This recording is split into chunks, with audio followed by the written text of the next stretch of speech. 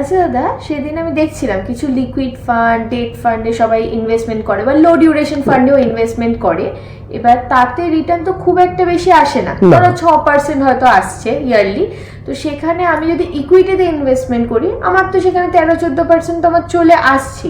তাহলে আমি ইকুইটিতে ইনভেস্টমেন্ট করবো, আমার এই লো ডিউরেশন বা লিকুইড ফান্ড, এতে আমার ইনভেস্টমেন্ট করে লাভটা কোথায়? বুঝতে পেরেছি, এটা না অ্যাকচুয়ালি দুটোর পারপাস সম্পূর্ণ আলাদা। আচ্ছা, প্রথমত ইকুইটিতে তুই ওই টাকাটাই ইনভেস্ট করবি যেটা তোর লং টার্মের জন্য হবে। আর লিকুইড ফান্ডের ব্যাপারটা হলো কি, ধর জানি না তোরা করেছিস কিনা, আমরা ছোটবেলায় না ওই মাটির ভার হতো, যখন যে কোনো মানে 1 টাকা 2 টাকা 5 টাকা যেখান থেকে যখন পেলাম ওর মধ্যে টুকটুক করে ফেলতাম। ভার আবার অনেক রকম হতো, একটা গোল হতো, কোনোটা মাছের হতো, হাঁসের হতো, কিন্তু আবার ওগুলোর দাম বেশি ছিল বলে আমরা আবার ওই গোলটাই কিনতাম, ওটার দাম কম ছিল। এবার ওই যে 2 টাকা 5 টাকা 10 টাকা করে মাটির ভারিতে ফেলতাম ওই ভারটায়, তার দুটো সুবিধা ছিল। এক সুবিধা ছিল, অনেক সময় ধর আমরা বন্ধু বান্ধবরা কিছু প্ল্যান করলাম নিজেরা, তখন তো খুব একটা পয়সা কারোর হাতেই ছিল না যে একটা পিকনিক করব বা কিছু একটা কিনে খাবো। তখন আমরা কি করতাম, বাবা মার অজান্তে ওই ভাতটাকে ধরে এইভাবে ব্লেড দিয়ে টুকটুক টুকটুক করে পয়সা বার করতাম, করে ওটা দিয়ে ধর কখনো সখনো মানে চুরি করতাম সোজা কথায়। এটা একটা পারপাস হতো।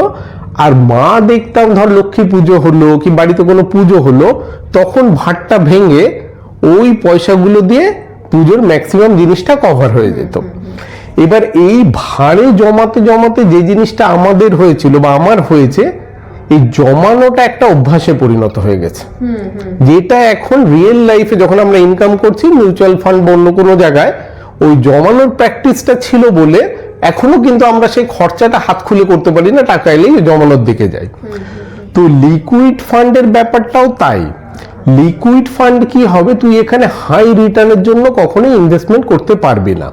এটা কাদের জন্য ভালো, ধর মিউচুয়াল ফান্ডে যারা নতুন আসছে অথবা যারা ভয় পায়, অনেকেই আছে অনেক কাস্টমার যে তারা তাদের টাকাটা কখনোই নেগেটিভে যাক সেটা চায় না। আবার ধর অনেকে এরকম কাস্টমারও আমাকে বলছে যে এরকম কোনো ফান্ড দিন যে আমি যে কোনো টাইমে রাখতে পারবো, আবার যখন আমার দরকার আমি তুলে নিতে পারবো, কোনো এক্সিট লোড যেন এর মধ্যে না থাকে। কারণ ইকুইটিতে তো 1% 1 বছরের মধ্যে তুলে এক্সিট লোড থাকে। তো লিকুইড ফান্ডটাকে তুই এইভাবে ইউজ করতে পারিস, ওই মাটির ভাড়ের মতো। তোর যখন ইচ্ছা হবে কিছু টাকা রাখবি, আর যখন ইচ্ছা হবে তুই কিছু টাকা তুলতে পারবি। এবার আরেকটা সুবিধা হচ্ছে মাটির ভাড়ে তো কোনো ইন্টারেস্ট ছিল না। এইখানে তুই বছরে যদি 10,000 20,000 টাকাও জমাস, তার উপর যদি তুই দেখিস বছর শেষে আমি 700-800 টাকাও ইন্টারেস্ট পেলাম, তো সেটাই তোর লাভ, ক্ষতি তো কিছু নেই। মানে প্রথমত এটা শর্ট টার্গেটের জন্য ভালো বা শর্ট টার্মের জন্য। আর এটা ওই যে ফ্রিকোয়েন্সিটা খুব আছে যে তুই যে কোনো টাইমে টাকা দিতে পারিস। মোটামুটি মিনিমাম 100-200 টাকা থেকে আমার মনে হয় বেশিরভাগ ফান্ডে হয়, কিছু ফান্ডে 500 টাকাও হতে পারে। আর এনি পয়েন্ট অফ টাইম তুই যে কোনো অ্যামাউন্ট উইথড্রল করতে পারিস। এটা 24 ঘন্টার মধ্যে তোর ব্যাংকে ক্রেডিট হয়ে যাবে টাকা। ওয়ার্কিং ডেজ, নন ওয়ার্কিং হলে কিন্তু হবে না। তো এই সুবিধাটা যদি তুই অ্যাভেল করতে চাস এবং এই জমানোটা যদি তোর অভ্যাসে পরিণত করতে চাস, তার জন্য কিন্তু লিকুইড ফান্ডটা একদম আদর্শ।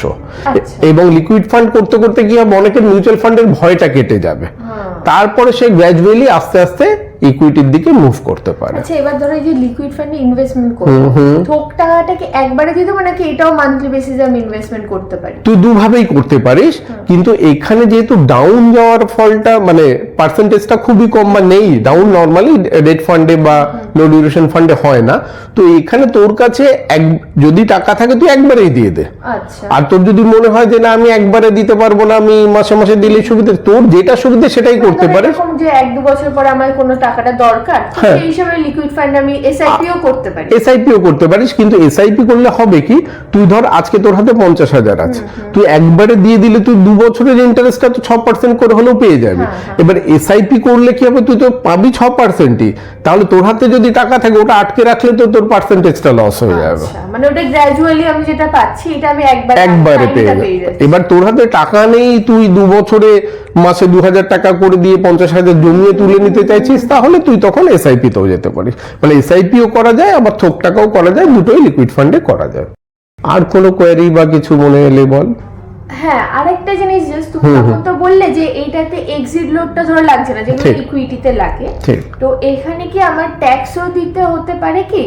হ্যাঁ, এই একটা পয়েন্ট আছে। যেমন ধর মিউচুয়াল ফান্ডের ক্ষেত্রে তো এখন বছরে 1,00,000 টাকার 25-এর উপরে যদি প্রফিট করি একটা ফিনান্সিয়াল ইয়ারে, তাহলে আমাকে 12.5% মতো ট্যাক্স দিতে হয়।